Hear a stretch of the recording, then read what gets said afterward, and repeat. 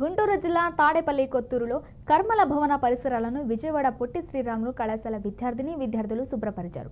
కేంద్ర రాష్ట్ర ప్రభుత్వాలు చేపడుతున్న స్వచ్ఛ భారత్ స్ఫూర్తితో శుభ్రపరిచే కార్యక్రమాన్ని నిర్వహిస్తున్నట్లు విద్యార్థులు తెలిపారు. ఈ ప్రాంతంలో కొందరు మద్యపానం, ధూమపానం చేస్తూ అసాంఘిక కార్యకలాపాలకు పాల్పడుతున్నారన్న సమాచారంతో ఈ ప్రాంతాన్ని శుభ్రం చేశామని అన్నారు. ఈరోజు ఇక్కడ స్వచ్ఛ భారత్ కార్యక్రమం కింద తాడేపల్లి నగరంలో ఈ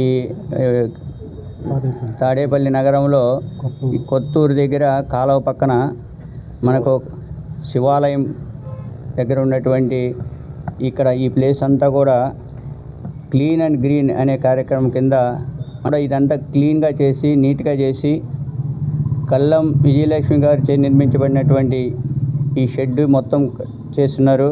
ఇక్కడ రాత్రిపూట అసాంఘిక కార్యక్రమాలు అంటే ధూమపానం చేయడం కానీ ఇక్కడే తాగి అందరికీ అసౌకర్యం కల్పిస్తున్నారు.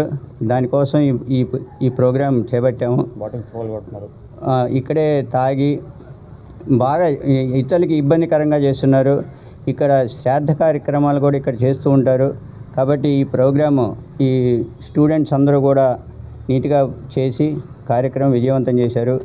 ఇక్కడ మేము ఇంతకుముందు కూడా పోలీస్ డిపార్ట్మెంట్ వారికి, ఎంఆర్ఓకి, కమిషనర్ గారికి కూడా ఈ యొక్క అసాంఘిక కార్యక్రమాల గురించి కూడా తెలియజేశాం.